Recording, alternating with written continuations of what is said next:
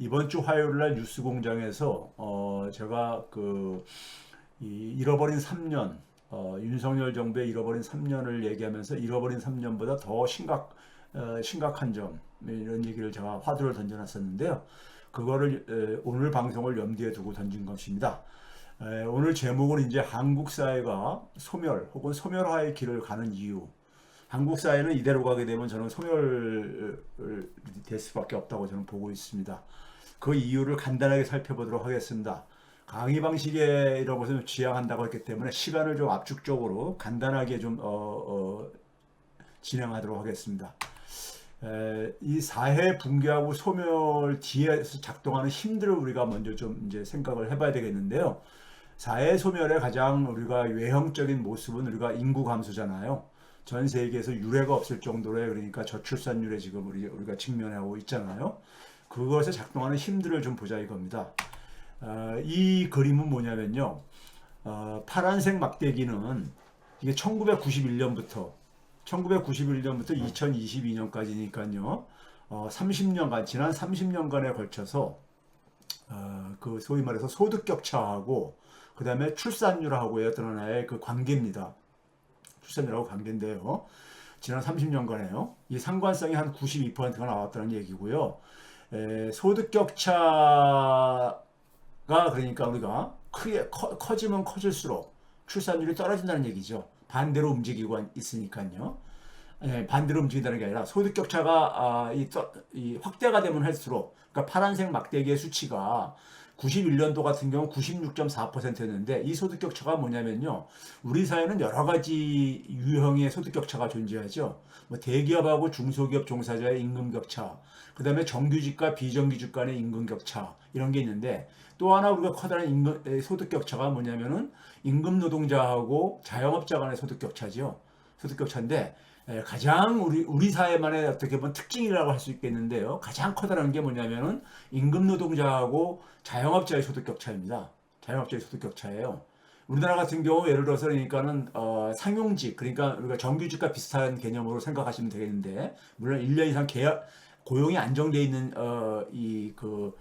직업이 상용직으로 생각하면 되겠죠. 그다음에 임시직이나 일용직이 그러니까 불안정한 우리가 고용이 되겠고요. 이 임금 비중이 올해 3월 말 기준으로 올해 3월 달 기준으로 43.4%였었습니다. 43.4%였는데 임금 노동자하고 자영업 간의 그러니까 임금 격차는요. 그러니까 임금 노동자 소득 대비 그러니까는 1인당이요. 자영업자 1인당 소득 비교는 37%가 2022년도에 무너졌습니다. 윤석열 사태요. 37%가 무너졌어요. 그러니까는 이건 대한민국만의 특징입니다. 대한민국의 특징이에요. 일반 사람들은 정규직, 비정규직 간의 임금 격차가 크리라고 생각을 하는데 오히려 그러니까는 우리가 임금 노동자, 평균적인 임금 노동자하고 평균적인 그러니까 우리가 평균의 자영업자하고 소득 격차가 가장 큽니다. 소득 격차는요, 경제학에서요, 소득 격차가 커지면은 뒤에서 보여드리겠지만 결혼율을 낮춥니다. 결혼율을 낮추고 결혼율이 낮아지게 되게 되면은 출산율이 떨어지게 되죠. 또 그다음에 이제 결혼을 하더라도 10,000원 늦게 한다거나 하게 되면 가입률이 떨어지고 그러잖아요. 그래서 소득 격차하고 출산율이 어떤 관계를 보이는가 통계적으로 먼저 살펴봤어요. 봤더니만은 지난 30년간에 92%의 상관성을 보이더라 이겁니다. 그래서 이제 그러니까 먼저 이 화두를 던진 거고요. 우리 사회에 그러니까 우리가 출산율의 감소라는 것은 기본적으로 고령화율과도 동전의 앞뒷면이잖아요. 고령화율이라는 것이 전체 인구 중에서 65세 이상 인구가 차지하는 비중이잖아요. 결국 뭐냐면 분모, 전체 인구는 출산율이 결정을 하기 때문에요. 출산율이 결정하기 때문에 분모는 작아지고 출산율이 떨어지게 되면요. 고령화율은 사람들이 수명이 길어지면서 분자는 그러니까는 갈수록 이제 우리가 높아지게 되는 이런 이제 현상들이 되다 보니까 고령화율하고 출산율은 낮은 출산율은 서로가 동전의 앞뒷면을 이루고 있죠. 그래서 원인은 출산율이죠. 원인은 출산율인 겁니다. 이 고령화율의 기본적인 출발점도요. 출산율이 떨어진다는 얘기는 우리가 인구 감소에 우리가 직면한다는 얘기고 우리나라 같은 경우 지난 10년 맨 끝에 이제 그 오렌지 색깔의 선 그래프를 보면 아시겠지만은 2010년대부터 급속하게 빠르게 떨어집니다. 출산율이 빠르게 떨어져요. 그래서 우리가 올해 지난해 같은 경우 76% 0.76까지 떨어지고 그러니까 가임 여성 한 명당 그러니까 우리가 한 명도 출산을 하지 않는다는 얘기죠. 하나도 안 하는 얘기고 이게 전 세계에서 가장 이제 그러니까 우리가 지금 우려를 삼고 있는 부분이죠. 그럼 이것을 결정하는 요인들을 이제 보기 위해서요. 지난 30년간의 소득 격차하고 혼인율을 먼저 봤어요. 혼인율. 그러니까 우리가 결혼하는 이제 비율이죠. 그러니까요. 상관성이 93%입니다. 그러니까 우리가 이제 경제학에서는 결혼이라는 것도 그러니까 우리가 그 노동경제학 같은 데서 결혼시장 탐색 모형이라고 해가지고 이걸 설명을 어떻게 하냐면요. 여성이 남성한테 청혼을 받았을 때 여성이 그러니까 그 파트너가 될 사람의 청혼을 받아들이는 기준을 가장 중요한 경제적인 기준을 뭘로 보냐면은 상대적인 그러니까 소득으로 보고 있습니다. 상대적인 임금 혹은 상대적인 소득으로 보고 있습니다. 특히 우리 사회 같은 경우 저는 이게 더 설득력이 있다고 봐요. 우리 사회는 굉장히 다른 사람들 많이 의식을 하고 그러잖아요. 그러니까 절대적인 소득이 아니라 상대적인 소득이요. 내 배우자가 될 사람이 우리 사회에서 소득이 그러니까 상대적으로 어느 정도 수준에 있느냐. 상위 10%냐 아니면 중위 소득이냐 하위층이냐 이거에 따라서 그러니까 청원을 결정하는 기준으로 본다는 얘기죠. 그러니까 우리가 쉽게 얘기해서 소득 격차가 커진다는 얘기는 예를 들어서 말 그대로 우리가 양극화가 되게 되면은 낮은 소득이 그러니까는 굉장히 많이 누적이 된다는 얘기고요. 그러면 이제 소득 격차가 커지게 되게 되면은 소득이 낮으신 분들은 아무래도 결혼하기 힘들죠. 실제로 우리가 보게 되면 정규직하고 비정규직 간의 임금 격차하고 결혼율 비율하고 비슷하게 나옵니다. 비슷하게 나와요. 그러니까 우리가 현실적으로 그러니까 우리가 이 열악한 이 노동자 계층들이 결혼하기 힘든 건 우리가 다들 공감하는 거잖아요. 사실요. 그러니까요. 그래서 혼인율이 이게 93% 상관성을 보입니다. 예, 보여요. 소득 격차가 그러니까 혼인율의 가장 중요한 경제적인 요인이라는 이론적으로 우리가 설명하는 거가 실제로 확인되어집니다. 우리나라에서는요. 근데 지난 30년간 혼인율하고 출산율을 보게 되면요. 그러니까 결혼율하고 출산율을 보게 되면요. 상관성이 97%입니다. 결혼율이 떨어지니까 출산율도 떨어지죠. 이건 뭐 거의 상식이죠. 그렇죠? 이거 상관성이 97%입니다. 그러니까 소득 격차가 커지게 되면 결혼하는 비율이 떨어지게 되고 결혼하는 비율이 떨어지게 되면 출산율이 떨어진다 이거예요. 이런 메커니즘이 그러니까 작동하고 있는 거죠. 그래서 소득 격차와 출산율을 최근 10년만 보게 되면요. 끔찍합니다. 상관성이 97%예요. 이 막대기 그래프가 2013년부터 지난 10년간을 보시게 되게 되면은 막대 그래프가 소위 소득 격차죠. 소득 격차가 5% 했던 것이 37% 밑으로까지 떨어졌단 말이에요. 그 사이에 출산율은 뭐냐면 1.19명에서 0.8명이 무너진 거고요. 예? 거의 같은 방향으로 흘러가고 있잖아요. 그래서 이제 우리가 지난 10년간에 굉장히 가속화되고 있다.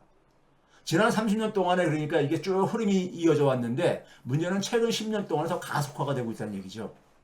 그럼 이거를 그러니까 우리가 반전시킬 수 있는 대책이 지금 나오고 있냐? 저는 없다고 봅니다. 최근에 보게 되면 참 우스꽝 소리도 많이 나오죠. 뭐 여성을 그러니까 여성 아이들을 그러니까 빨리 그러니까 뭐 진화시키자 이런 좀 경제학자들이 중에 보게 되면요 이런 말도 안 되는 이런 것들을 연구랍시고 하는 사람들이 있습니다. 저도 이런 경우도 많이 봤어요. 많이 봤는데 참 한심하더라고요 보면요. 그렇죠? 자, 그다음에 이제 그러니까는 이 통계적인 어떤 상관성을 통해서 우리가 이제 한 가지 정리할 필요가 있는 건 뭐냐면요. 사회 경제적으로 격차 사회가 되면요. 격차 사회가 됐다는 얘기는 우리가 좀 이것도 그러니까 어떻게 보면 품위 있게 쓴 표현이고요. 말 그대로는 격차 사회가 이게 만성화되고 구조화됐다는 얘기는 소위 말 신분제 사회가 법률적으로는 그러니까 신분이라는 것, 신분의 차별이 존재하지 않지만은 경제적으로는 사회 경제적으로는 그러니까 사실 신분제 사회로 돌아갔다는 얘기인 겁니다. 이게 구조화되고 만성화되고 있다는 얘기는요. 예? 실제로 2013년도 연구 이후에 그 후속 연구가 안 나오고 있는데 박근혜 정부 첫 해였었죠. 그 당시에 그러니까 하나 연구 결과를 보게 되면은 부모가 상위 10% 소득계층일 때 자녀가 상위 10%로 살 확률 한 87, 8% 나옵니다. 하위 10%도 마찬가지고요. 그리고 중간에 좀 줄어듭니다. 그러니까 적어도 상위층과 하위층은 경제력이 대물림되고 있다는 얘기죠. 그러다 보니까 나온 얘기가, 그 이후에 나온 얘기가 소위 말해서 금수저 흑수저 얘기죠. 즉 격차 사회가 구조화됐어요. 부모의 경제력의 격차가 자녀의 교육력의 격차를 만들고, 자녀의 교육력 격차가 사회 진출의 격차를 만들고 하는 이런 거죠. 그런 상황 속에서 우리나라 같은 경우 보게 되면요, 물질적 성공을 가장 중요하게 여깁니다. 전 세계에서 유례가 없을 정도로요. 물질적 성공이 가장 중요한. 그러니까 사회경제적인 지위를 결정하니까요. 경제력이. 경제력이 사회경제적인, 그러니까 우리가 지위를 결정하니까는 물질적 성공을 하는 거예요. 왜? 자존감 실현에 있어서 가장 중요한 요인이라고 보기 때문에요. 인간은 자존감을 우리가 실현해야 되는 동물이잖아요. 그러니까 당연히 뭐냐면 이러한 사회에서는 저출산은 굉장히 합리적인 선택입니다. 합리적인 선택이에요. 자, 그 미국에서 그러니까는 미국의 퓨 리서치라고 꽤 일이 알려져 있는, 그러니까 리서치 이 여론조사 그 기업이죠. 거기서 조사한 걸 잠깐 보여드리겠지만은, 한국인에게 있어서 가장 삶을 의미 있게 만드는 요소는요, 물질적 풍요, 이런 결과가 나옵니다. 그 결과가 저출산이라 이겁니다. 왜? 그럼 물질적 풍요가 가장 중요한 기준인 사회 속에서는 한국에서 아이를 가지는 것, 특히 여성이 아이를 가지는 건 아주 경제적으로 나쁜 하나의 선택이죠. 결혼을 하고 아이를 가지는 순간에 소위 말해가지고 사회경제적인, 그러니까는 이 삶이 단절돼 버리니까요. 네? 소위 우리가 경단녀라고 우리가 얘기를 하듯이요, 아주 나쁜 선택입니다. 사람들이 경제적으로, 그러니까 우리가 합리적인 선택을 한다고 가정을 할 때, 네? 합리적인 선택을 가정한다 할 때 아이를 가지는 건 굉장히 나쁜 선택이라 이거예요. 자기 경력 단절과, 그다음에 뭐냐면 경력 단절을 통해 가지고 수입의 감소가 이어지게 되고요. 그렇죠? 즉 물질적인 성공이 중요한 사회에서는 경제적인 계산이 가장 중요한 삶의 방식을 결정하는 기준이 됩니다. 네? 그 사회에, 그러니까 사람들이 가장 중요시 여기는 거. 그게 뭐냐? 우리 사회는 물질적 성공이라 이거죠. 그래서 물질적 풍요가 우선인 한국 사회 속에서 여성들이 출산을 선택할 이유가 없는 거죠. 네? 출산을 선택할 이유가 없는 거죠. 많은 남성들도 여기에 공감을 하고 있는 것이고요. 그렇죠? 그래서 이 문제를 해결하지 않고, 이 문제를, 지금까지 저출산 대책을 봐보세요. 소득격차 해결하려고 하는 어떤 정책이 있었습니까? 여당이든 야당이든 간에요. 근본적으로요. 그러니까 해결이 안 되지는 거예요. 자, 이게 바로 이제 그러니까 우리가 미국의 퓨 리서치 센터라고 있죠. 2021년 연말에 발표된 겁니다. 제가 이제 간단한 거 한번 따왔어요. 이게 뭐냐면 17개의 소위 말해서 선진국 경제의 국민들을 대상으로 삶을 가장 의미 있게 하는 게 뭐냐, 이걸 조사한 거예요. 근데 대부분 나라 속에서 뭐냐면 첫 번째가 뭐냐면 가족이라고 나왔어요. 가족. 이게 당연한 거죠. 상식이고. 가족이라고 나왔어요. Family and Children. 오른쪽에 이제 그림으로 나오죠. Family and Children. 이게 가장 중요하다고 봤어요. 두 번째는 뭐냐면 직업과 그다음에 자기의 경력, 이런 것들이요. 그리고 3위가 물질적인 풍요였었습니다. 3위가 물질적인 풍요였었어요. 전체적으로 평균으로 봤을 때요. 그런데 나라들마다 차이가 있는데, 자, 예를 들어서 맨 위에 보게 되면 오스트레일리아, 호주부터 해가지고 뉴질랜드, 스웨덴, 프랑스, 그리스, 독일, 캐나다, 싱가포르, 이탈리아, 네덜란드, 벨기에, 일본, 영국, 미국, 여기까지는 1등이 뭐예요? 가족입니다. 가족을 가장 중요하게, 가족이 가장 내 삶에 있어서 가장 의미 있게 만드는 하나의 부분이라는 얘기죠. 가족이요. 이거 상식적인 거 아니에요? 그렇죠. 가족이라는 것이요. 그렇죠. 그리고 두 번째로 대부분 많이 선택하는 게 뭐냐면은 직업과 그다음에 자신의 경력. 자신이 그러니까는 사회적인, 그러니까 삶을, 그러니까 계속해서 이제 유지하고 이런 거죠. 근데 대한민국만 보게 되면요. 유일하게 1등이 뭐냐? 1등이 뭐냐면은 물질적 풍요입니다. 물질적 풍요. 근데 2등이 뭐냐면 건강. 건강이 뒷받침돼야지 계속해서, 그러니까 경제적인 삶도 할 수 있으니까요. 세 번째가 가족입니다. 세 번째가 가족이에요. 또 한 가지 우리가 간과하는 게 뭐냐면 사회 문제에 대해서는 가장 그러니까 우리가 낮게 주고 있습니다. 자, 이 부분은 이제 뒤에서 얘기하고 있고요. 자, 그렇다면 우리가 앞에서 소개한 통계하고 통계 수치하고 이러한 그러니까 여론조사 결과를 결합시켰을 때 저는 대한민국 사회는 야만화의 함정에 빠져 있다고 저는 보고 있습니다. 야만화의 함정이라는 건 뭐냐면요. 사회가 야만화된다는 얘기인데 야만화의 함정은 뭐냐면요. 사회라는 곳은 우리가 함께 살아가는 하나의 이 집이라고 비유할 수 있잖아요. 함께 살아가는 집이요. 그런데 그러면 우리가 함께 살아가려고 하는 이런 노력이 필요하잖아요. 근데 대한민국은 함께 살아가기보다는 혼자만 살아남기에 급급한 사회. 흔히 우리가 각자도생의 사회라고 그러잖아요. 각자도생의 사회요. 즉, 더군다나 윤석열 정부에서 잃어버린 3년이란 우리가 통계 수치에서 보여드렸듯이 소득이 자꾸만 줄어드니까는 사람들이 계속 압박을 받죠. 압박을 받아요. 경제적으로 압박을 받죠. 압박을 받는 상황 속에서 정부는 존재하지 않죠. 정부는 그러니까 그 속에서 부자 감세만 하고 앉아있고. 그러니까 대부분의 서민들은 그리고 우리나라는 소득이 그러니까는 소수에게 굉장히 집중되어 있기 때문에 한 전체의 90%는 여유가 없어요. 제가 과거에 그러니까 국세청 소득자료 가지고 보여드렸잖아요. 전체의 90%는 소득에 여력이 없어요. 본인들이 상류층이라고 생각하는 상위 10%도 상위 10%의 사람도 상류층이라고 생각하지 못합니다. 네? 10% 선에 있는 사람들도요. 왜? 세전 소득이 한 700만 원밖에 안 되거든요. 월 소득이요. 그거 가지고 상류층이라고 생각하기 힘들지요. 자, 하여간 그러다 이런 상황 속에서 국민들이 내몰리는 게 뭐냐면 다른 사람들과 함께 살아가는 이러한 그러니까 우리가 품위 있는 삶보다는 혼자만 살아남기 위해서 전부 다 애를 쓰고 있죠. 그게 바로 뭐냐 파편화죠. 사회가 파편화되는 거죠. 그리고 지배계층들은 이거를 그러니까 흔히 말해서 디바이드 앤 룰, 분할 지배 전략으로 사용을 하지요.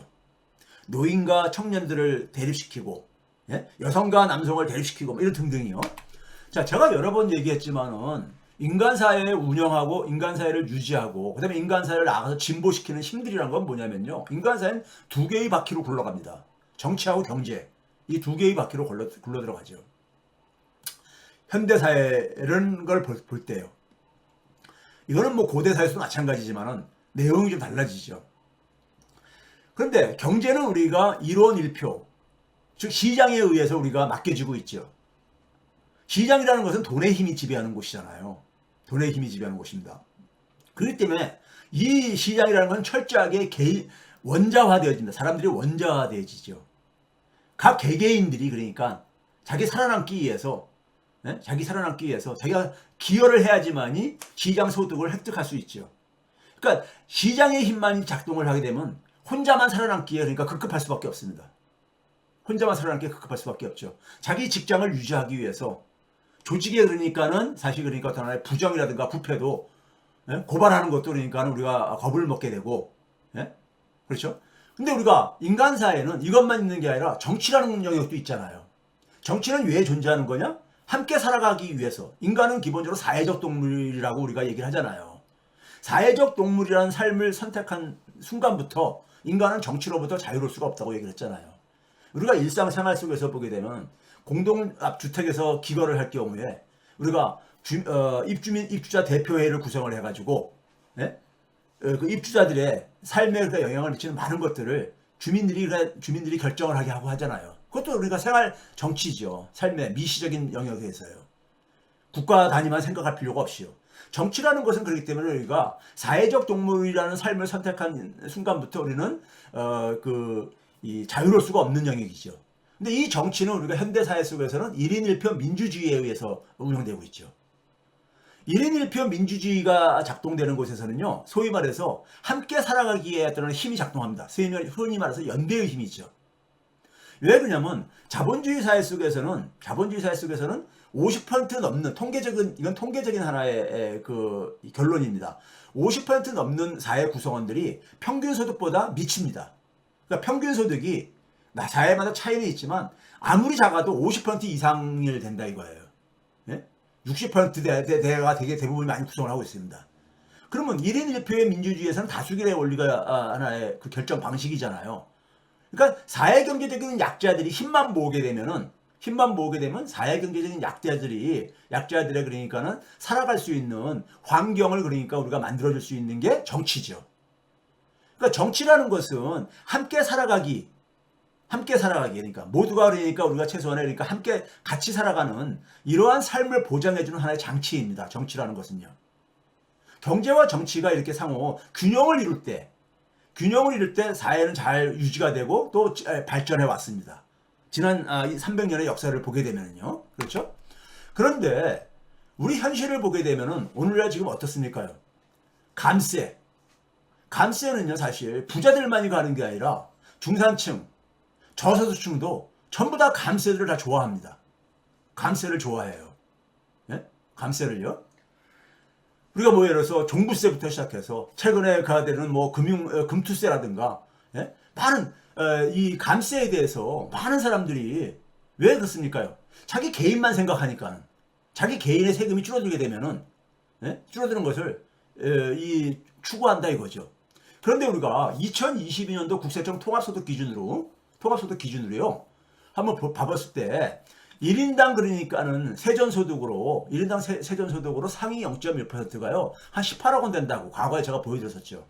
1%에 있는 사람은 4억 그러니까 한 8천만 원 되어지고요. 상위 10%는 한 1억 한 5천만 원 정도 됩니다. 1억 5천만 원 정도 돼요. 굉장히 소득이 세금 비중을 보게 되면요. 상위 0.1%가 전체 세금의 18%를 내고 있습니다. 상위 1%가 40%를 내고 있고요. 상위 10%로 확대하게 되면 전체 세금의, 우리나라 소득세의 전체 세금의 77%를 내고 있습니다. 그러니까 90%는 23%뿐이 안 낸다는 얘기예요. 이거는 거꾸로 얘기해서 그만큼 소득이 집중되어 있다는 얘기인 겁니다. 예? 대부분 국민들이 그러니까는 납세의 의무도 못하고 있다. 이런 얘기를 일부에서 구구 유튜버 등 떠드는 사람들이 있는데 굉장히 야만적인 소리입니다. 세금을 내고 싶어도 낼 소득이 없다는 얘기예요. 자, 그 다음에 감세의 혜택은 감세를 추진한다고 할 때 이게 공정한가 한번 봐보세요. 자, 우리가 해서 지금 현재 세율 있잖아요. 소득세율이요. 가장 상위 소득세율이 10억이 넘는 구간에 대해서 45%를 부과하잖아요. 가장 낮은 1,400만 원 이하 부분에 대해서는 6%를 부과하게 돼 있잖아요. 그래서 6%부터 45%까지 구간이 이렇게 나눠져 있잖아요. 예? 나눠져 있는데 이 현재의 세율로 그러니까는 세전소득에다가 현재의 세율을 부과해서 세금을 부과할 때요. 0.1%는 7억 한 2천만 원 정도를 냅니다. 7억 2천만 원 정도를요. 근데 이 지금 세금을 모든 구간에 대해서 2%포인트씩 인하한다고 할 때, 즉 1,400만 원 이하인 사람들은 6%에서 4%가 되는 거죠.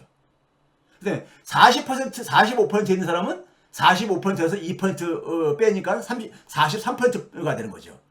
그래서 각 계층들을 똑같이 그러니까 우리가 2%포인트씩 인하할 때 이걸 많은 사람들은 공정하다고 착각을 해요. 정률로 해가지고 10%씩 인하하게 되면은 이거는 혜택이 쉽게 그러니까 불공정하다는 걸 알거든요. 지금 무슨 얘기냐면 1,400만 원 이하가 내는 세금인 6%에 대해서 10%면 얼마입니까? 0.6%포인트죠. 0.6%포인트만 인하해 주는 거고 45%가 부과되는 경우에 있어서 10%를 적용하면 4.5%가 되잖아요. 그 4.5%포인트를 인하받고 0.6%포인트를 인하받으니까 이건 불공정한 걸 쉽게 이해하다 보니까 대개 그러니까 우리가 감세를 추진하는 정부가 추진하는 방식이 뭐냐면 똑같이 인하해 주는 겁니다. 똑같이. 그러니까 6%인 사람은 4% 내고 45% 내는 사람은 43% 내게. 그러면 사람들은요. 이거 이제 구체적인 계산을 안 해보니까는 이건 공정한 게 아닌가 이렇게 생각들 해요. 그런데요. 실험을 한번 해보자고요. 현재의 그러니까 우리가 소득에서 세율을 2%포인트씩 인하를 한다고 할 때 세금액이 0.1%는 6억 8천만 원으로 줄어듭니다. 그럼 감세 혜택이 얼마냐? 4천만 원이 넘습니다. 4천만 원이 넘어요. 그런데 중간에 있는 중위소득 50% 있는 사람은 소득이 1298만 원뿐이 안 됩니다. 네? 세전소득이요. 굉장히 낮아요. 네? 그러니까 이들이 78만 원을 내고 있어요. 78만 원을 내고 있는데 이들이 그러니까 2%포인트를 인하받았을 때 얼마를 적용하냐? 52만 원만 냅니다. 그럼 26만 원이 줄어드는 거죠. 그 26만 원 줄어드는 거를 막 환호하는 거예요. 그런데 상위 0.1%가 4천만 원 줄어드는 것은 외면을 하고 있다고요. 문제는 저렇게 해가지고 세금이 줄어들 때 정부가 그러니까 지출도 줄여야 되잖아요. 지출은 어디서 많이 줄어드느냐? 정부의 예산은요. 정부의 예산도 마찬가지입니다. 힘의 논리가 작동을 해요. 힘이 강한 부서의 예산은 안 줄어듭니다. 공무원들의 그러니까 인건비 줄이기 힘들죠. 그렇죠? 대개 보게 되면 사회 경제적 약자층들에게 대개 그 관련된 업무 부서들. 되게 어딥니까요? 보건복지부라든가, 그 다음에 뭐냐면은 교육부라든가, 뭐 등등 이런 데, 뭐 아래, 연구개발비도 마찬가지였었죠. 그러니까 감세의 혜택이 공정하지가 않다 이거예요. 그 감세들을 근데 전부 다들 좋아해. 좋아한다고요. 예? 이거는 굉장히 왜 이런 그 분위기가 형성되어지느냐? 함께 살아가는 것보다는 함께 살아가는 방식이 대부분 사회 경제적 약자한테는 그게 보다 더 현명한 선택인데 지금 너무 여유가 없다 보니까 혼자만 살아남기에 전부 다 급급하는 거예요. 예? 그런 결과인 겁니다. 그 다음에 우리가 소득을 만드는 사람들은 연말이라든가 아니면 그 다음에 종합소득세 신고할 때 공제를 받는 모든 소득에 대해서 세금을 부과하는 게 아닙니다. 일정한 이 소득을 제외시켜 주죠. 기업이 물건을 만들어서 팔아가지고 수입이 생겼을 때 비용을 빼주고 많은 부분 뭐 이렇게 빼주는 거 이걸 공제한다 그러죠. 마찬가지로 우리가 일하러 갈 때는 내 돈으로 그러니까 교통비 쓰고선 일하러 가는 거잖아요. 그렇죠? 그렇기 때문에 그런 비용들을 빼줘야 된다는 의미 속에서 인적 공제라는 게 있고요. 예? 근데 노동력도 재생산해야 되니까는 그걸 그다음에 자녀들을 되게 가정에서 그러니까 우리가 대부분을 부양을 하고 있기 때문에 그런 것들을 공제를 해주는 겁니다. 그럼 현재의 공제는 공정한 거 한번 봐봅시다. 우리나라 1인당 평균 수입이 0.1%가 18억 원 정도 돼요. 근데 현재 공제가 없다면은 공제를 폐지한다면 얼마 세금을 내야 되냐면요. 7억 4,200만 원을 내야 됩니다. 그런데 실제로 공제를 받고 나서 세금을 내는 것은 6억 3천만 원뿐이 안 내요. 그러니까 공제 혜택이 상위 0.1%는 1억 1,150만 원이 됩니다. 근데 50% 있는 사람 봐보세요. 2,803만 원 일당 평균 수입이 그런데 평균 세액이 294만 원인데 1인당 실제 세액은 얼마냐? 35만 원을 내고 있어요. 아니 이 공제를 받고 나서 그러니까 35만 원을 받고 있으니까 실제로 그러니까는 공제를 안 받았을 경우에 비해서 259만 원이 그러니까는 줄어든 거죠. 그래서 우리가 무슨 신용카드에 대한 공제 혜택을 뭐 줄인다 이렇게 하게 되면은 월급쟁이들이 그냥 막 난리 피죠. 그런데 공제는 소득이 높을수록 많이 받고 있다는 얘기입니다. 0.1%는 1억 1,150만 원 정도 받고 있고 중위소득은 259만 원뿐이 공제 혜택을 못 받고 있고요. 저 밑에 90%는 23만 원뿐이 못 받고 있어요. 그러면 교수님 소득이 많을수록 공제가 혜택을 많이 보는 건 당연한 거 아닙니까? 그런데 이 공제 혜택을 없애고 오히려 세금을 많이 부과해가지고 제가 얘기했듯이 사회소득으로 돌려준다면 훨씬 더 그러니까 그 대부분의 그러니까 사회경제적 약자들은 혜택이 늘어나지 않겠습니까? 왜 이런 생각을 못하냐 이거예요. 네? 이런 생각을요. 그렇죠? 자, 우리 사회가 이렇게 되다 보니까요. 지금 현재 우리 사회의 뜨거운 이슈들이 뭡니까? 최근에 우리가 국민연금을 한번 봐보세요. 국민연금을 보게 되면은 지금 이제 국민연금이 지속 가능성이 지금 없다고 해가지고 연금 개혁을 하려고 하는 거 아닙니까? 근데 국민연금은 기본적으로 노후의 빈곤을 해결하기 위해서 이게 도입한 제도잖아요. 네? 은퇴 이후에. 그렇죠? 그런데 이게 그러니까 연금이 바닥난다. 그리고 미래 세대는 그러니까 여기에 대해서 그러니까 혜택을 보기 힘들다. 뭐 이런 식의 그러니까 소위 근거 없는 얘기들 떠들고 이제 하잖아요. 예? 그래서 노인하고 미래 세대하고 이제 그러니까 야만적으로 대립시키죠. 예? 대립시키지 않습니까요? 그렇죠? 이걸 보게 되면은 지금 봐보세요. 여당 같은 경우는 되게 지속 가능성에 초점을 맞추죠. 연금이 그러니까는 고갈되는 것을 막기 위해서 그러니까는 이 보험료를 높이자. 여기에 초점을 맞추고 있잖아요. 그런데 기본적으로 연금은 뭡니까요? 노후 빈곤을 해결해 줘야 되는데 지금 우리가 현재 받는 게 한 40% 정도 받는 게 현재 40%가 너무 낮은 거 아닙니까요? 40%가 세계 평생 소득의 그러니까 평균 소득의 40%인데 워낙 소득들이 낮다 보니까는 소득이 낮고 그다음에 이제 연금 부응 기간이 짧다 보니까는 이게 별로 도움이 안 되지죠. 노후 빈곤을 해결이 안 되지죠. 그렇죠? 그러니까 이걸 외면하는 거예요.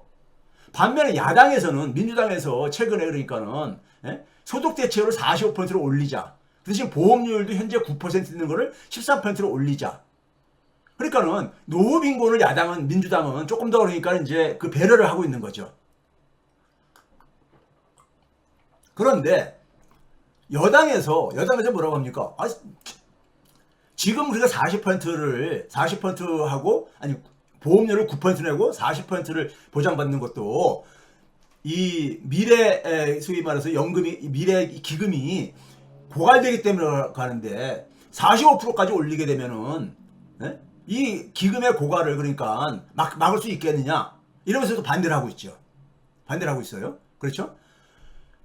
그러면서 이제 그러니까는 일각에서는 전문가들 일각에서는 우리 이제 연금의 이제 사각지대라고 흔히 얘기하죠. 자영업자라든가 일용직 노동자라든가 그다음 한 달에 근로 시간이 60시간 미만인 단시간 근로자들 그러니까 연금을 이제 그러니까 안 내고 대개 이제 그러니까 생활을 하시는 분들이요. 이런 분들을 그러니까는 연금 가입을 의무화시키자 이거예요. 그리고 이제 뭐냐면 정부가 조금 지원해줘가지고 노인 빈곤을 완화하자 그래요. 그런데 이들에게 지원해줘봤자 이들이 내는 연금을 보게 되면요. 지금의 그러니까 우리가 노인 빈곤율의 해결에 전혀 도움이 안 됩니다. 잠시 후에 통계적으로 말씀드리겠지만요. 전혀 도움이 안 돼요. 그러니까 지금 현재 야당과 여당의 지금 시민사회에서는 민주당의 그러니까 소득 대체율 45%에 대해서도 비판하는 거 아닙니까? 45% 가지고는 노후 빈곤을 해결하지 못한다는 거 아닙니까? 한 50%까지 끌어올려야 된다 최소한 이 얘기를 하는 거잖아요. 그렇죠? 그러면 이제 우리가 기본적으로 이 문제 해결하려면 어떻게 해결해야 되겠습니까요? 지금 예를 들어서 보험료를 올리자? 지금 많은 분들은 지금도 살기 힘든데 보험료 올리게 되면은 내 가처분 소득이 줄어든다 이거죠. 예? 그리고 거기다가 이제 기금 고갈 이런 저 괴담까지 연결돼 가지고 미래 불확실한 연금에 대해서 거기에 목매면서 이렇게 하기가 싫다 이거죠. 이거 해결할 수 있는 방법이 뭐가 있겠습니까? 이거 해결하려면요. 사회소득을 도입을 하면요. 간단하게 해결되어져요. 사회소득을요. 제가 그동안 쭉 얘기했잖아요. 사회소득을 지금 아무리 최소한으로 도입해도 지금 최대로 그러니까 사회소득과 사회금융을 도입하게 되면 540만 원까지 그러니까 1년에 혜택을 줄 수 있다 그러잖아요. 이건 곱하기 2를 해도 돼요. 현실적으로 가능하다고 저는 생각합니다. 그럼 이걸 받게 되면은 소위 말해서 소득 대체율을 많이 안 올리면서도 그러니까는 보험료를 조금 올리면은 이 두 개 문제가 다 해결할 수 있잖아요. 소위 말해서 기금이 고갈된다는 게 걱정이 된다면은 기금 고갈도 막을 수 있고 그다음에 뭐냐면 소득 보장도 실질적으로 되고요. 그러니까요. 그렇죠? 자, 그다음에 이제 우리가 이거 실제로 봐보세요. 노인 빈곤율이 우리나라가 지금도 OECD에서 에스토니아 다음으로 그러니까 높습니다. 거의 40% 되죠. 40% 됩니다. 근데 우리나라의 이 노인 빈곤율에 좀 함정이 있습니다. 우리가 빈곤율을 추정할 때 OECD에서 어떻게 되냐면 중위소득의 50%예요. 중위소득의 50%. 중위소득의 50%를 절대적인 소득으로 보게 되면 월 117만 원입니다. 월 117만 원이 안 되는 사람들의 미만 이 비중이 40% 가깝다는 얘기예요. 근데 117만 원 가지고 어떻게 살아요? 한 달에요? 살기 힘들잖아요.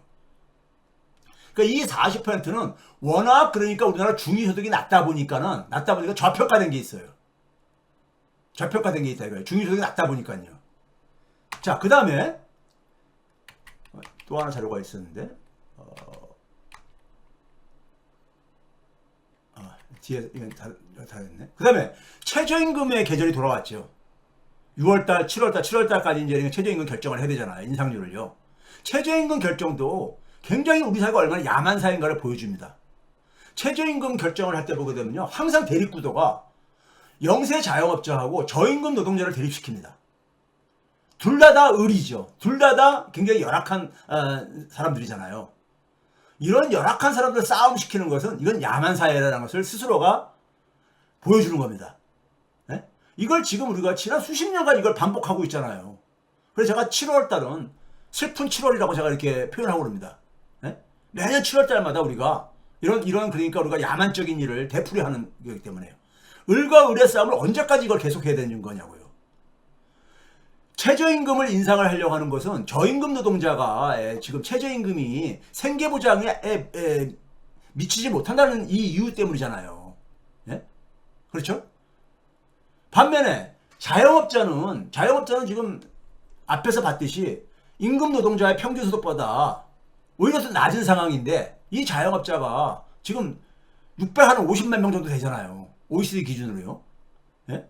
그러니까 이들은 그러니까 사실 임금 올리게 되면은 고용을 하고 있는 그러니까는 자영업자들 같은 경우는 지금 가뜩이나 지금 힘들어 죽겠는데 이거 올리기 힘들죠.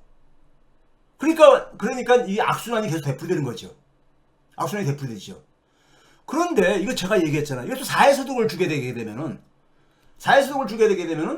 최저임금 인상률 많이 안 높여도 되잖아요. 많이 안 높여도 되잖아요. 거기다가 그 중에 그러니까 사회소득의 일정 부분을 한 50%를 지역화폐로 줘보세요. 그럼 지역화폐는 고스란히 뭡니까요? 자영업자들의 매출 증대로 이어지잖아요. 매출 증대로요. 거기다가 사회금융까지 도입을 하게 되면은 사회금융이라는 개념 제가 과거에 여러 번 설명했으니까는 시간 관계상 처음 접하시는 분은 과거 영상을 좀 참고해 주세요. 이자 비용도 절감시킬 수 있잖아요. 절감시켜 줄 수 있잖아요. 자영업자들의. 예? 자, 우리 현재 보게 되면요. 항상 경총이나 이런 데서 최저임금 인상 결정할 때 말하는 게 이겁니다. 중간임금 대비해서 최저임금의 그 비중을 보게 되면은 우리나라는 OECD 평균보다 높다 이거예요.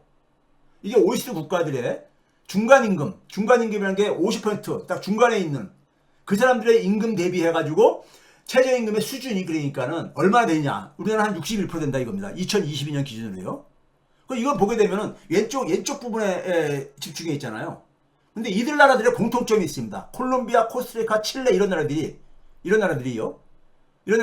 높잖아요. 이 나라들이 한국과 더불어서 공통점이 뭔지 아세요? 공통점이요? 사회보장이 굉장히 취약한 나라들입니다. 지금 뭡니까? 사회소득이 없는 나라들인 거예요. 사회소득이 없는 나라들인 겁니다. 네?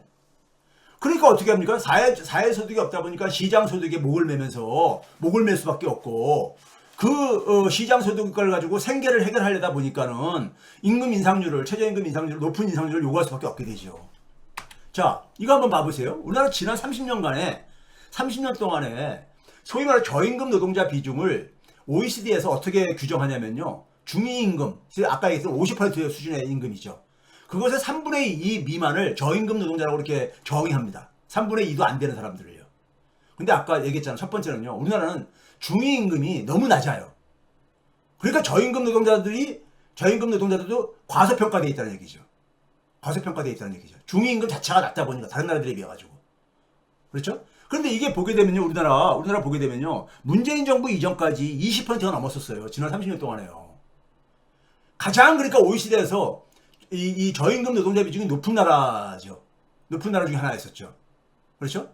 근데 이게 문재인 정부에서 쭉 하락했어요. 하락해가지고 16% 밑에가 떨어졌어요. 윤석열 정부에서 조금 다시 올라가고 있지만은 떨어졌었어요. 이게 바로 뭐냐면 최저임금 인상의 효과예요. 그나마요. 최저임금 인상의 효과 그거라고요. 그런데 결국은 최저임금 1만 원 달성을 공약도 못 지켰잖아요. 예? 왜? 자영업자들이 아우성치니까요. 그렇죠? 그러면 이런 상황 속에서 자, 이거 한번 봐보세요. 2022년도 최저임금의 비중이 우리나라가 16.9%입니다. OECD 평균이 14%예요. 아직도 그러니까 갈 길이 멀다 이거죠. 갈 길이 먼데 OECD 평균 정도 맞추려면은 최저임금을 계속 더 인상을 해야 되는데 최저임금 인상할 수 있냐고요. 못하잖아요. 그렇다고 이걸 방치를 하냐고요. 최저 생계를 유지하게 해주려면은 사회경제적 약자층들한테 어떻게 해결할 수 있겠어요? 사회소득 제공해주고 사회금융을 제공해주면은 상당 부분 실질적으로 해결되잖아요. 자영업자한테도 피해 안 가고 소위 말해서 고소득자한테만 좀 더 세금 부담을 더 해가지고 이 문제 깨끗하게 해결되잖아요. 그러니까 우리는 뭐냐면 연대의 힘을 통해 가지고 연대힘을 통해서 사회 함께 살아가는 집으로서의 사회를 만들려고 하는 이런데 너무 이런 관심이 너무 낮은 거예요. 이건 바로 뭐냐? 정치 실패의 결과죠. 정치가 이걸 못 해내고 있는 거죠. 특히 민주당이요. 예? 민주당이 이걸 못하고 앉아 있는 거죠. 지금 일부 민주당에서는 그러니까 우리가 종부세 완화 소음까지도 막 나올 정도잖아요. 참 한심한 일입니다. 한심한 일이 한반도요. 자, 한국에 지금 산업이 붕괴된다는 얘기 제가 여러 번 했죠. 한국의 산업이 붕괴된다는 얘기는요, 지역사회가 붕괴되는 것입니다. 우리는 이 지역의 인구가 줄어드는 거, 지역 소멸을 많이 얘기하잖아요. 지방 소멸을요. 우리나라는 지방의 사회가 특징이 뭐냐면요, 그 지역에 핵심 그러니까 산업단지들이 있습니다. 산업단지들이 있잖아요. 경상남도라든가 아니면 호남도 마찬가지고요. 그렇죠? 이 호남도 마찬가지고 영남도 마찬가지고 그렇잖아요. 그리고 그 주변에 그러니까 우리가 군소 도시들이라든가 군소 지역 사회들이 같이 그러니까 거기에 연결방을 갖고 있습니다. 근데 제가 봤듯이 산업이 붕괴되고 있잖아요. 잃어버린 12년을 겪고 있잖아요. 예? 그러다 보니까는 우리나라 산업사회의 상징이 울산 같은 도시인데, 울산도 100만 명 인구가 지금 붕괴될 것을 지금 위기를 느끼고 있잖아요. 조만간 100만 명이 줄어든다는. 경기도 고양시가 100만 명이 넘는 도시란 말이에요. 예? 100만 명, 경기도 화성도 100만 명이 넘고요. 그렇죠? 근데 울산이라는 광역시가 우리나라 산업에 그러니까 보면 상징적인 도시죠. 울산에 우리나라 중공업들, 산업들이 많이 밀집되어 있잖아요. 자동차, 조선 뭐 등등 해가지고요. 그렇죠? 그 사회가 붕괴의 위기를, 특히 젊은 층들이 다 빠져나가고 있잖아요. 이거 역시 야만화 함정의 결과입니다. 한국의 중공업 하게 되면 최근에 그러니까 우리가 한국 중공업을 상징하는 게 뭡니까? 자동차 산업. 지금 우리 비약적으로 성장을 했잖아요. 현대차가 세계 3위까지 지금 뭐 이렇게 하고 이게 내다보고 있고, 5위 정도에서 그러니까요. 그렇죠? 5, 6위 정도에서. 그다음에 현대중공업, 조선업도 세계적인 기술을 보유하고 있는 이런 회사들이잖아요. 그렇죠? 문제는 제가 그랬잖아요. 산업은 생태계라고요. 대기업들은 이렇게 세계적인 기술 보유 수준까지 이렇게 올라와 있어요. 올라와 있는데 이들이 그러니까 계속해서 발전을 하려면은 뭐가 필요합니까요? 부품을 공급하고 부품을 지원하는 협력업체들도 같이 성장을 해줘야 되는 거잖아요. 우리나라 반도체가 지금 제가 지난번에 얘기했듯이 굉장히 위기다 하는 이유가 이 생태계를 그러니까 제대로 만들지 못한 거 아닙니까요? 근데 우리나라 이게 반도체만 그러냐? 다른 산업도 마찬가지입니다. 현대차가 최근에 그러니까 작년도 올해 그러니까 현대차만이 지금 유일하게 지금 역대 최고의 수출 실적을 기록하고 있습니다. 반도체도 지금 역대 최고 수출 실적이 아니에요. 2020년보다 오히려 아직 회복이 안 됐다고 제가 여러 번 얘기했잖아요. 반도체 같은 경우도요. 근데 자동차는 지금 역대 최고 수출 실적을 기록하고 있습니다. 그런데 자동차 부품은 2012년도보다도 못합니다. 자동차 부품은요. 일단 수치를 보여드릴게요. 그러니까 생태계가 굉장히 불균형합니다. 자기 관계성을 결여하고 있죠. 근데 문제는 뭐냐면 일자리 창출은 대부분이 하청업체가 하고 있다고요. 근데 하청업체는 계속해서 뭐냐면은 싸게 부품을 공급하는데 압박을 받다 보니까는 그 작업 환경이, 고용 환경이 안 좋죠. 조선업에서 그러니까 우리가 인력이 다 빠져나갔듯이. 그러니까 산업의 고용이 그러니까 취약해지니까 지역사회 소멸로 이어질 수밖에 없는 거잖아요. 협력업체들의 왜 청년 노동력이 기피하냐고요. 협력업체들이 같이 성장을 못했기 때문에 그런 거잖아요. 같이 성장을 못했기 때문에. 열악한 고용 환경 때문인 거잖아요. 이건 왜 그런 거냐? 대기업들은 세계적인 기술을 보유 기업으로 성장을 하면서 협력업체들이 같이 성장할 수 있도록 기술이라든가 시설들 이런 노하우를 같이 전달해줘가지고 함께 살아가고 함께 성장하는 이러한 전략을 택하기보다는 하청업체인 협력업체들한테는 대부분 뭘 요구했습니까요? 값싸게 부품을 공급할 것만 계속 강요를 했죠. 그러니까 연구개발 이런 거 하청업체들은 할 염두가 안 났죠. 계속해서 저임금에 의존하고 장시간 노동에 그러니까 의존하면서 대기업의 먹이사슬에 그러니까는 을로서 그러니까는 지금 이렇게 관계하고 있는 거잖아요. 그러다 보니까 어떤 상황에 지금 와 있느냐? 단순 부품, 중국이 빠르게 추격해오다 보니까 단순 부품 같은 경우는 중국한테 추격당하고 있고, 고부가치 부품은 생태계가 만들어져 있는 유럽이라든가 미국은 차차로도 유럽한테 그러니까 우리가 격차가 아직도 존재하고 있는 거고요. 그렇죠? 그러니까 글로벌 기업으로 대기업들은 성장을 했는데 부품 기업들은 그러니까 협력업체들은 성장을 못하고 있죠. 성장을 못하고 있죠. 그게 잃어버린 10년입니다. 예를 들어 조선업 봐보세요. 조선업이 지금 봐보세요. 조선업이 굉장히 지금 호황 들어왔다 해가지고 지금 가고 있잖아요. 조선업의 경쟁력은 인력입니다. 인건비가 한 20, 25%를 차지해요. 근데 이걸 어떻게 했습니까? 직접 고용 대신에 소위 말해서 계속해서 하도급 구조로, 예? 소위 우리가 물량팀이라고 많이 우리 한때 유행했던 거죠. 예? 이게 뭐냐면은 아주 일부에서는 이 정체를 저기서 프로젝트 협력팀이라고 하는데 이건 다 저 개소리고요. 물량팀이라는 게 맞죠. 이건 뭐냐면 1차 하도, 2차 하도, 3차, 3, 4차로 내려가면서 거기서 그러니까 우리가 물량을 떼내가지고 해가지고 이걸 외주화시키는 거잖아요. 외주화요. 예? 그러다 보니까는 이 물량을 맡은 마지막 팀에 대해서는 계속해서 이제 위에서 요구하는 게 뭐냐면 공기를 단축해라. 빨리 저기 좀 만들어라 이거죠. 그러니까 어떻게 합니까? 장시간 밤샘 노동에 시달리고. 그 다음에 여기서는 뭐냐면 이 물량에 따라서 계약 물량의 물량으로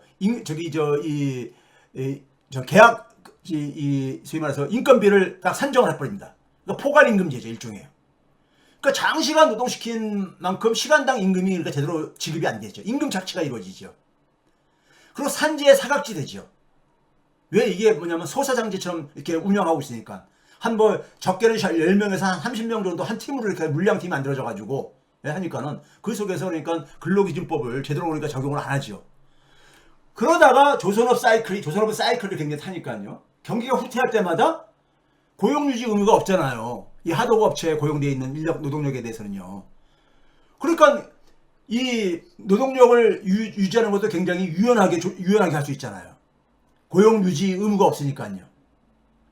그러다 보니까는 물량팀은 경기가 나쁠 때는 소위 말해서 일감이 없다 보니까 떠나지요. 바로 그게 뭐냐면 숙련 인력의 상실로 이어진 거죠. 조선업은 굉장히 숙련도가 중요하죠. 숙련도가요. 예? 특히 현장에 있어서 설계 능력이라든가 현장에 있어서 그러니까 숙련도가 굉장히 중요하잖아요. 예? 지금 최근에 뭐냐면은 이 물량팀을 금지하는 조선산업기본법 제정을 그러니까 목소리가 증대하고 만들겠다고 선거 공약으로도 그러니까 그 지역 조선업이 있는 지역사회에서 많이 나왔는가 본데 이거조차도 이렇게 추진이 안 되는 이런 상황이에요. 그러니까 서울에서 연구개발, 핵심 연구개발을 하고 있고 기본 설계 부분까지는 하고 있고 현장 가까이에 있는 상세 설계라든가 현장 설계 부분으로 이렇게 구성되어 있는데 지금 현재 생산 설계 부분은 외주화를 다 시킨 상황이죠. 대기업들이 안 해요.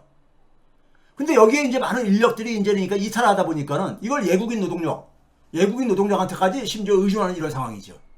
그러니까 생태계가 완전히 망가진 거예요. 생태계가 기본적으로 안 만들어진 거죠. 제대로요. 이렇게 해가지고 그럼 대기업 혼자서 계속 갈 수 있느냐? 이건 반도체에서 보여줬잖아요. 자동차 산업도 마찬가지입니다. 현대차가 지금 굉장히 잘 나가고 있거든요. 최근에요. 네?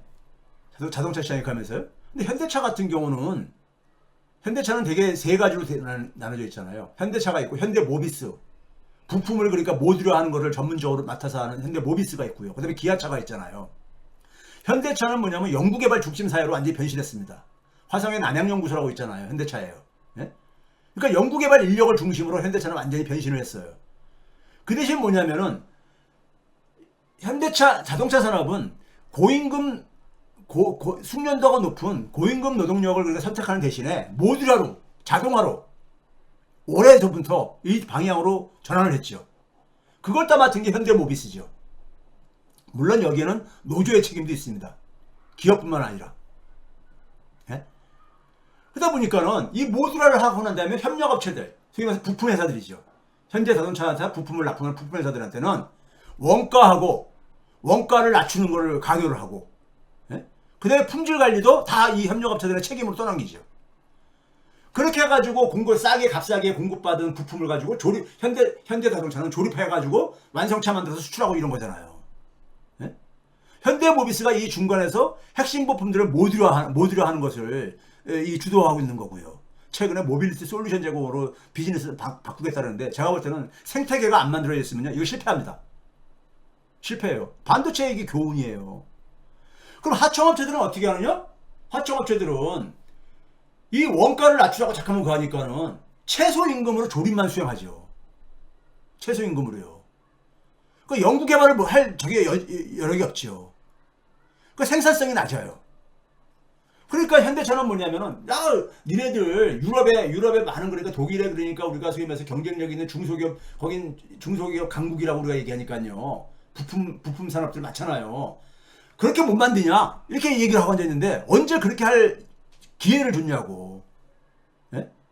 그러니까 유럽의 고부가 가치 부품에는 경쟁력이 밀리고 단순 부품은 중국으로부터 위협받고 있고 이런 상황이죠. 올해 1월달부터 5월달까지 자동차 수출액이요 296억 달러입니다. 역대 최대액이에요. 역대 최대입니다. 근데 자동차 부품 수출액은 94억 달러입니다. 2012년도에 101억 달러 했었어요. 완전히 잃어버린 10년이잖아요. 왜 자동차는 그러니까 이렇게 잘 나가는데 자동차 부품은 혼자서 이렇게 그러니까 뒤에 밀려있냐 이거예요.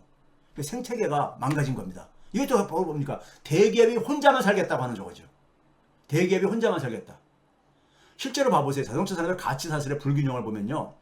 현대자동차하고 기아자동차하고 현대모비스 세 개를 합쳐가지고 매출액하고 영업이익을 봤어요. 그 다음에 현대 기아에다가 납품을 하는 그러니까 1차 협력업체예요. 2차, 3차도 있는데 2차, 3차는 더 열악하지만은 빼고요. 1차 협력업체 중에서 지금 이제 그러니까 공시가 나온 33개 협력업체를 다 합산해봤어요. 매출액하고 영업이익을 보니까는 2021년 대비해가지고 지난 2년 사이에 현대 대기업은 42%가 매출액이 증가했어요. 금액으로는 한 52조 원 정도 증가한 거죠. 그러니까 지금 굉장히 잘 나가고 있는 거예요. 영업이익은 거의 3배가 증가했어요.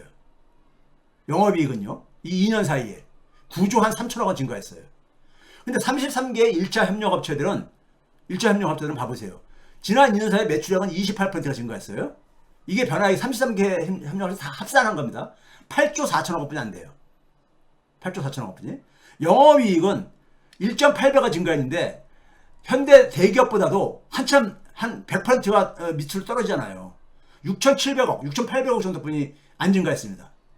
현대는 그러니까는 그것에 그러니까는 10배가 넘는 10배가 뭐예요?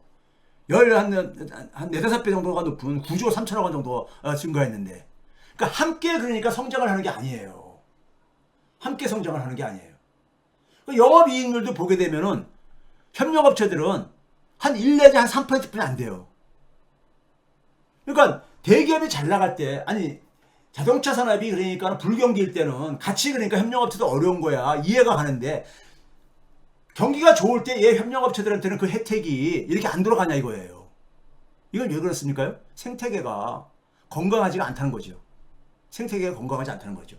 이런 식으로 되게 되면은 반도체 산업의 제2의 반도체 산업 꼴이 될 뻔입니다. 그래서 이게 제가 아까 수출액 걸 한 겁니다. 12년, 잃어버린 12년이라는 거죠. 자동차 부품이요. 자동차는 최대 호황을 구가하는데 자동차 부품은 잃어버린 12년. 이상하지 않아요? 이상하지 않냐고요. 자, 여기까지 해가지고 우리가 이렇게 쭉 보게 되면요. 우리가 보게 되면은 어떤 결론을 낼 수 있냐?